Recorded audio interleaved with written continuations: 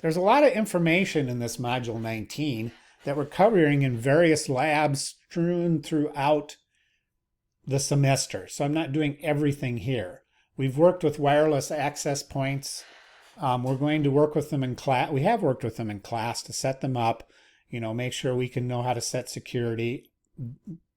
So a Soho router has a switch, has a DHCP server, has all the pieces in it needed to run a network like I have at home.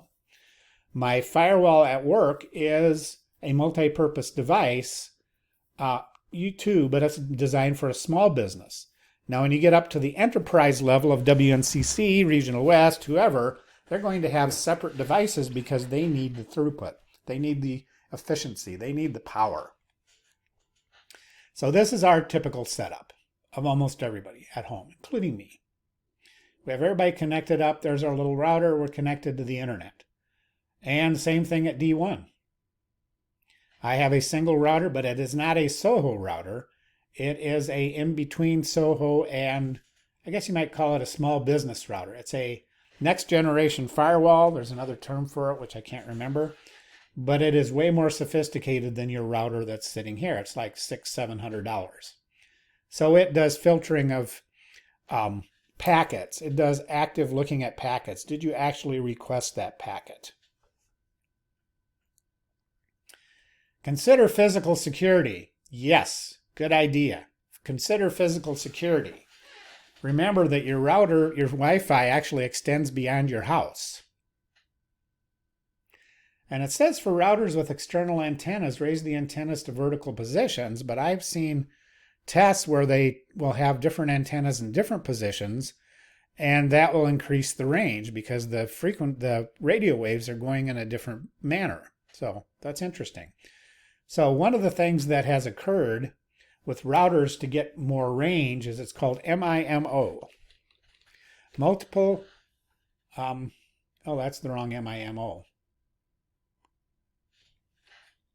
Multiple input, multiple output. Let's say wireless. There we go, wireless. I don't know what MIMO means there. Let's look at a picture. So multiple, there we go. Yeah, there's a good one. Let's look at that.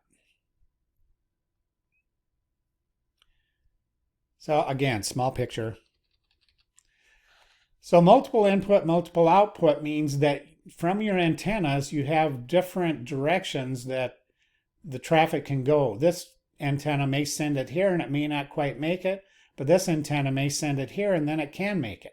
So your receiver also is helpful to have an MIMO, which anything in the last probably 4 to 5 years uses this technology.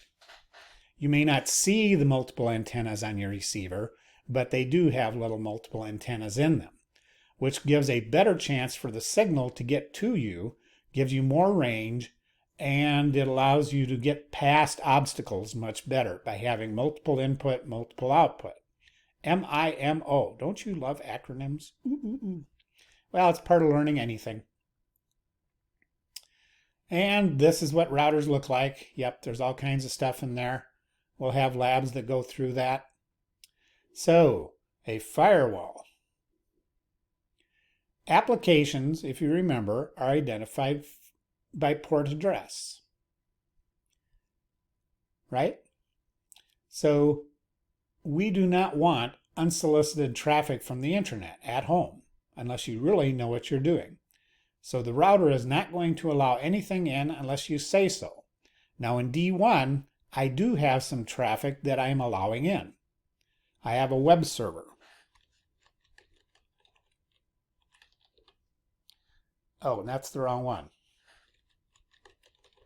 This is the right one. Yeah. So this web server is on what's called a DMZ, demilitarized zone, meaning that's an area that the firewall says only traffic that goes to those web servers goes there. It does not communicate at all with the local area network. So it's disconnected. So let's look at DMZ. You probably have that ability on your home router too, is my guess. You could. There we go. Let's take a look at DMZ architecture. And let's see if we have a big picture. Boy, all our pictures are very small today. So, Oh, that's really ugly. Well, anyway, here's the internet, here's your regular network, and here's your DMZ. Your DMZ is here, and then your regular network's here, sorry. So the DMZ does not communicate with this. You can't go into here and then get to that network. How about that? It's walled off. Not a good picture, but I hope you get the idea. So port forwarding is what I did to allow my web servers to be accessed. So if I go to lab.wncc.net, which is the right one, I port forwarded port 443 to this particular web server.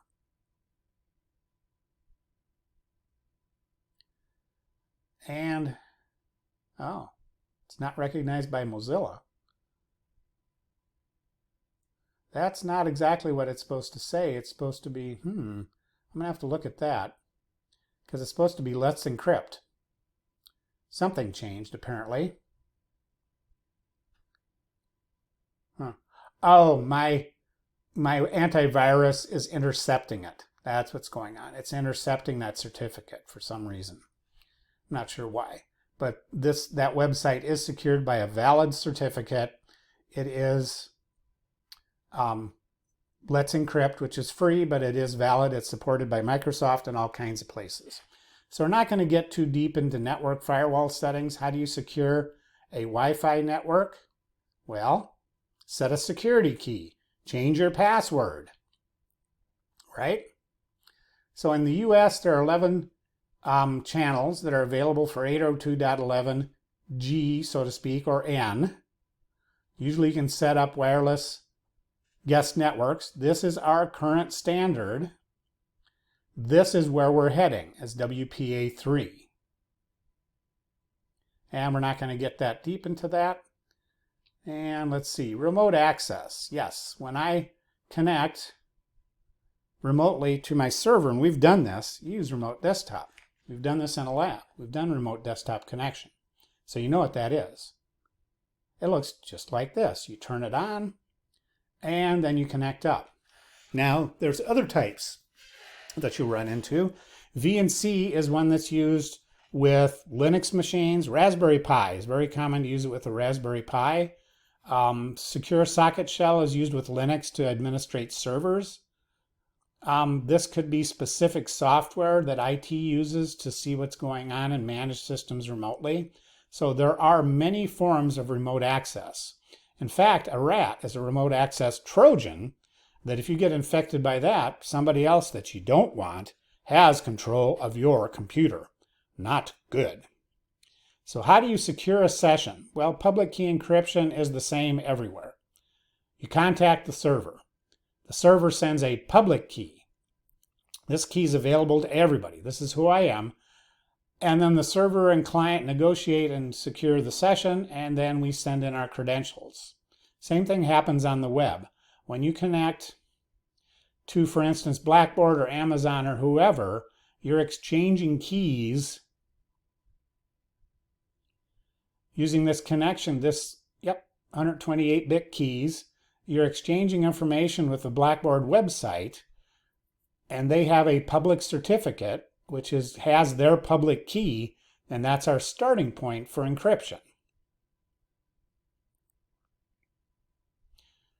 We will get into that more deeply in other classes. Ping, there's our friend. How many times have we used that this semester? ipconfig, how many times have we used that this semester? Those are the two big ones. Remember those. Ping an IP address or a host name to find out your name resolution. We'll just do a quick demo for those that haven't, well, for anybody that's watching. So ipconfig, and we usually do /all. This gives us all of our information. So this is not a real adapter. No, we'll never use this.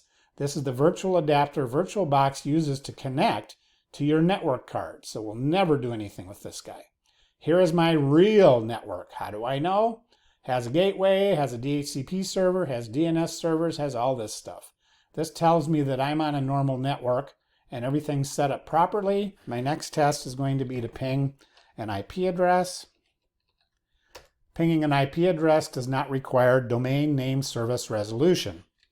The final thing is you ping google.com, and then you know your DNS is working. Now you've narrowed it down. If your browser still can't get to google.com, then it's something on the HTTP layer, something on the application layers going on. Because we've eliminated the physical layer, we've eliminated the logical layers, we're now up to the application layer. And that's how you troubleshoot. And when we get to networking essentials in other classes, we'll get more deeply into those layers that we've talked about earlier, layers of network communication. Okay, so tracer we've done a lab with. There's net use commands we've done a little bit with, but remember ping and IP config. That's it. There's a lot in this chapter, some of which we've covered in other places. But it's good to review all this because this is all very, very important for your future careers. This is what you'll be doing every day is things like this.